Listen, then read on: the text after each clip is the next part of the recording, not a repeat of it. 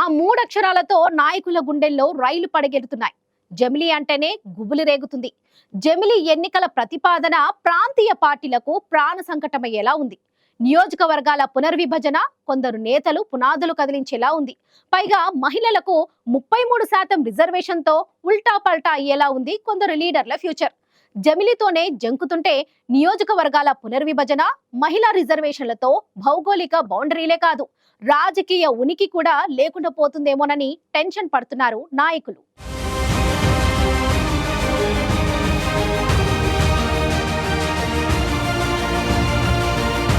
జమిలి ఎన్నికల కసరత్తు మొదలైంది. సాంకేతిక అడ్డంకులన్నీ అధిగమించి వచ్చే జమిలి ఎన్నికలు నిర్వహించాలన్న పట్టుదలతో ఉంది కేంద్రంలోని ఎన్డీఏ ప్రభుత్వం. కేంద్ర కేబినెట్ ఆమోదం తర్వాత జేపీసీ ఏర్పాటుతో జమిలి ఎన్నికలపై దేశవ్యాప్తంగా చర్చలు షురూ అయ్యాయి.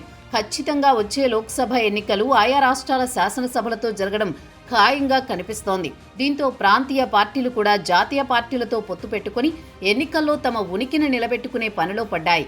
ఇప్పటికే బీజేపీ కొన్ని ప్రాంతీయ పార్టీలతో మంతనాలు చేస్తోంది. పార్లమెంట్లో జమిలి బిల్లుకు ఇబ్బంది లేకుండా చూసుకోవడంతో పాటు దేశమంతా ఒకే ఎన్నికతో సునామీ సృష్టించాలని చూస్తోంది బీజేపీ.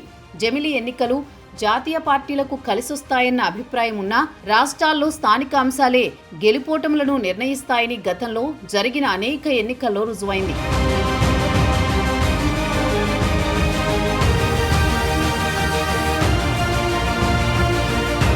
భారత రాజ్యాంగంలోని ఆర్టికల్ 82 ప్రకారం నియోజకవర్గాల పునర్విభజన జరుగుతుంది. అయితే ఆ ఆర్టికల్ ప్రకారం అసెంబ్లీ, పార్లమెంట్ నియోజకవర్గాలను పెంచాలంటే 2026 తర్వాత జనాభా లెక్కల ప్రకారం చేయాల్సి ఉంటుంది. అయితే కరోనా ప్రభావంతో 2020 ఏప్రిల్లో మొదలు కావలసిన జనాభా లెక్కలు చేయలేదు. అందుకే 2025లో జనాభా లెక్కలను మొదలుపెట్టి 2026 మార్చి నాటికి పూర్తి చేయాలన్న ఆలోచనతో ఉంది కేంద్ర ప్రభుత్వం. వాటిని బేస్ చేసుకుని నియోజకవర్గాల పునర్విభజన మొదలవుతుంది. నియోజకవర్గాల పునర్విభజనతో తమ కంచుకోటలకు బీటలు వారుతాయన్న భయం పట్టుకుంది కొందరు నేతలకు. నియోజకవర్గాల పునర్విభజనలో ప్రస్తుతమున్న కొన్ని మండలాలను తీసేసి మరికొన్ని మండలాలను కలిపే అవకాశం ఉంటుంది. దీంతో కొందరు నేతలకు పట్టున్న ప్రాంతాలు పక్క నియోజకవర్గంలోకి వెళితే మళ్లీ ఆ నియోజకవర్గం రిజర్వ్ అయితే అంతే సంగతులు.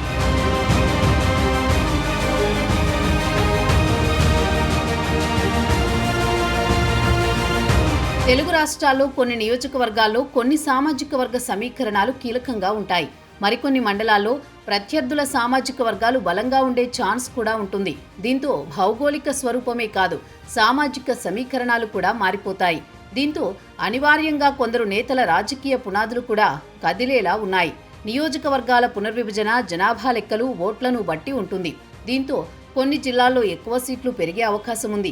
గతంలో నియోజకవర్గాల పునర్విభజనతో ఖైరతాబాద్ అసెంబ్లీ సెగ్మెంట్ 5 నియోజకవర్గాలను విస్తరించింది. ఇప్పుడు మేడ్చల్ నియోజకవర్గం కూడా మరో 4 స్థానాలుగా ఏర్పడే అవకాశం ఉంది. తెలంగాణలో 119 నియోజకవర్గాలు 153కు, ఆంధ్రప్రదేశ్లో 175 స్థానాలు 225 సీట్లకు పెరగనున్నాయి. దీంతో చాలా అసెంబ్లీ నియోజకవర్గాల్లో భౌగోళిక మార్పులు చోటు చేసుకోబోతున్నాయి.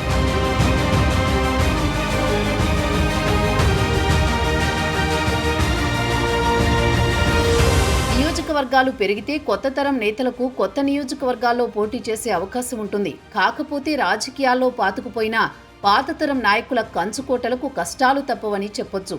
ఉదాహరణకు సిద్దిపేట హరీష్ రావు కంచుకోట.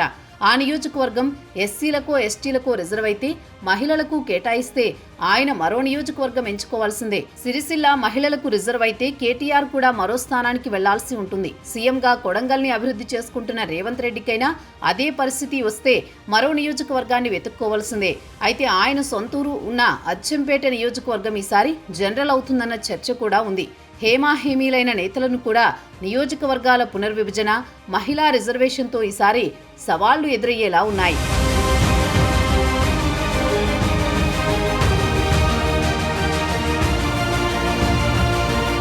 కొంతమంది నేతలు దశాబ్దాలుగా అదే నియోజకవర్గాల్లో గెలుస్తూ కంచుకోటలుగా మార్చుకున్నారు. కానీ వచ్చే ఎన్నికల్లో అది సాధ్యపడకపోవచ్చు.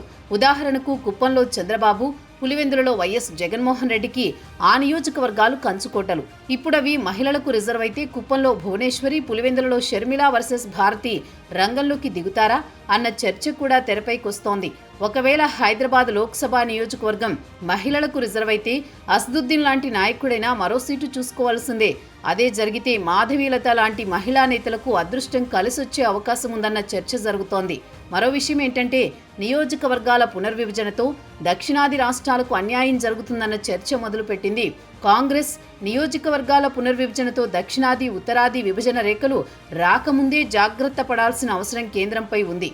మొత్తం మీద జమిలి ఎన్నికలు, నియోజకవర్గాల పునర్విభజన, మహిళా రిజర్వేషన్తో తెలుగు రాష్ట్రాల రాజకీయాలే కాదు చాలా రాష్ట్రాల్లో రాజకీయ సునామీ ఖాయమంటున్నారు.